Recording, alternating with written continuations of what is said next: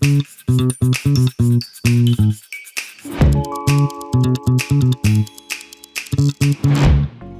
everyone. Today once again we have Mr. Siddharth Poddar, industry head for CPG and retail, a procurement leader and the brains behind a procurement periodic table. In case you guys missed it, you should definitely check it out.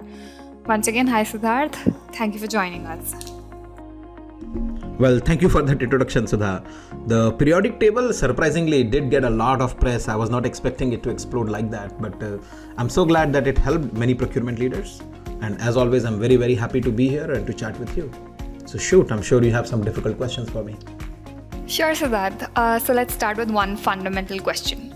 How has the surge in cloud or SaaS technologies and the increase in their availability affected the CPG industry? And specifically, how has it been affected differently from other industries? Good question, Sudha. Now, the emergence of cloud technologies and subsequently SaaS platforms that were built on those cloud technologies, they exposed enormous amount of data for organizational consumption. Now, people had access to data now that they previously unheard of. Data points that were previously hidden behind multiple layers of IT systems and IT infrastructure are now readily accessible to all business users. And access to such an enormous size of data led to an explosive growth in many types of analytics, right? Business users, suppliers, finance, supply chain teams, sales, marketing, HR, you name it. All type of teams across the organization got access to a new data. And what happened with this data? People started creating multiple versions of metrics, dashboards, and reports. Now, the data can be overwhelming for most of us. And imagine especially for the consumer goods space, where the emergence of omni-channel commerce has dramatically increased the complexity of the entire supply chain, like marketing, sales, and operations. On top of that, the multi-tiered distribution channel for CPG, which goes from brand to distributor to retailers to consumers, that adds significant lag in access to the relevant data. Therefore, coming to the question of what makes CPG analytics or industry different, is the complexity of time factor that gets added in accessing the right data and the interdependency of various functions among CPG analytics. That makes it very different compared to all other industries. Makes sense, Siddharth. And given the current competitive landscape, I think it is more relevant than ever. But would I be wrong in saying that the CPG industry has changed dramatically over the past few years? What do you think? If yes, what would you say some of the traditional components are that have evolved over this period of time? That is a great extension to my past comments, Sudha. There has been a lot of evolution in CPG, especially in the sales and marketing space, that has dramatically changed the face of CPG analytics. It's very difficult to pinpoint a few, but if you must arm twist me in summarizing my viewpoint to a numbered list, I'll go with my favorite number 3. There are 3 things I would bring out. The first one is volatility in demand due to the increased consumer awareness. I'll expand upon it. So we must acknowledge, right, the role of information and technology in how consumers are making purchase decisions. Consumers today are a lot more aware than they have ever been in the history. Different consumers take information at different times with varied impact that information causes on their purchase decision.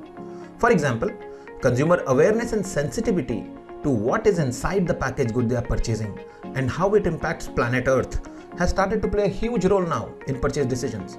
Hence, the arc of consumer awareness on adopting sustainable lifestyle causes dramatic fluctuation in consumer expectations from a brand, which reflects in their buying choices. So that would be the first one. The second point is the rapid increase in purchasing channels that are accessible to the consumers. A consumer now is not tied to a brick and mortar store for their purchases. Purchasing decisions are being taken at home, while commuting, while working, at all times. Moreover, the demand fulfillment expectations have also changed rapidly.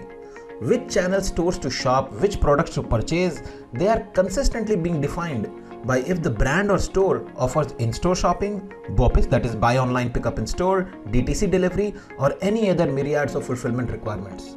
Hence, I will say that the number of channels accessible to consumers has dramatically changed CPG industry for good. And last but not the least is the emergence of omnichannel marketing.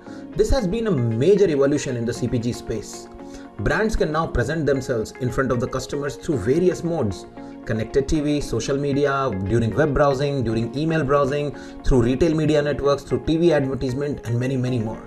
Attributing the impressions to the customer for a purchase decision is a vast area of analytics, and that can significantly alter how marketing teams operate and how and what consumer will purchase. So collectively, I would say these three things have the biggest impact on CPG industry. The first one is going to be volatility in demand caused due to change in consumer preferences. The second is the rapid increase in purchasing channels that are accessible to the customer. And the third is going to be the emergence of omni-channel marketing. I hope that answers your question. That sounds interesting, Siddharth. But to simplify it a little, could you elaborate with an example on how such an evolution in sales and marketing is influencing purchase decisions? Absolutely, I'll be very happy to do that. I would have been surprised if you didn't ask me that question. Well, traditionally, like in consumer packaged goods space, consumer demand for essential products were fairly predictable. Let's say like 22 years back in a Walmart store in the suburbs of Kansas City. If a store was selling 200 boxes of a particular cereal brands a month, the variability in their demand was low. Forecasts were reasonably accurate. Yes, maybe in a month it can go to 160, in another month it can go to 250, but on an average 200 box was a reasonable forecast. In 2023, now that demand can now vary dramatically. And just within a few days, we don't even have to wait weeks or months for it. One viral social media post for the said brand could either bring down the demand to 20 boxes a month, or it can zoom past 1,000 boxes a month. This variation does not always have to be on a national scale. Social media posts actually trend locally, nationally, and even globally. If a customer has a wonderful experience with an excellent brand, a simple post in a local WhatsApp group might increase the purchase dramatically at a specific store. A post from a local celebrity or a city celebrity can actually increase sales throughout the entire city. Or a nationally viral post can impact sales positively or negatively across the board. Now, such variation was very uncommon a few years back. Now, using analytics to deal with this volatility is a problem that category managers, retailers, marketers, sales people, planners, production staff have to deal with day in and day out. And that's where CPG analytics becomes a very critical function. All this sounds very chaotic. So how do you think CPG leaders should approach the whole analytics solution part, or how should they go about implementation? What would your advice be for them? Well, that is $1 million question, and I'm sure there are thousands of CPG leaders actively trying to solve it. But if I have to answer it, I'll repeat some of the pieces that we discussed in my previous chat as well. The formula remains exactly the same. Building an effective analytics function is a journey, not a destination. I sound like a broken record here. As a step one, I would mention for a CPG organization especially, they must start thinking outside the walls of sales, marketing, operations, procurement, finance, etc. Business intelligence for independent functions or siloed functions is very commonplace. Most of the low-hanging fruits in analytics are probably already taken. Where CPG companies can add tremendous value is consolidating those complex data assets into a unified data estate. Connecting different channel sales data with promotional information, inventory information, and connecting them to market indices like CPI, inflation may be able to provide the next generation of analytics that will catapult them into a different growth trajectory.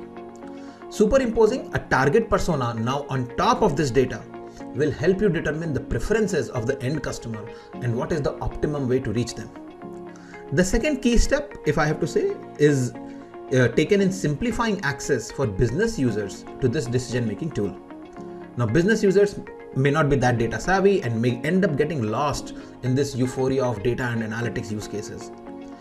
Now, some people may be data junkies or data enthusiasts, and they may be able to figure out things comfortably. But for an average business user, the multiple reports, the multiple dashboards, metrics can become very overwhelming and actually deter them instead of helping from leveraging data to drive their decisions. Hence, it is very critical for analytics leaders to assist the business users, assist the diaspora in adopting analytics in a very systemic manner. Focus on the basics first, followed by more complex, and then making your way into advanced analytics use cases.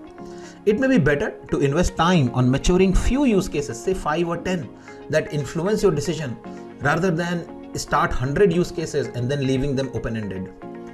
Now, individual journey for each organization is definitely going to be dependent on your starting position and what you want to achieve.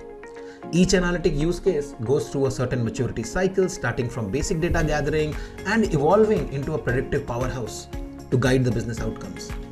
Hence, I encourage all CPG organizations, all CPG leaders to introspect and find the analytics use case that most appeals to them right now and work towards building a data analytics engine that can work for their business users, work for their customers, and help them grow the business.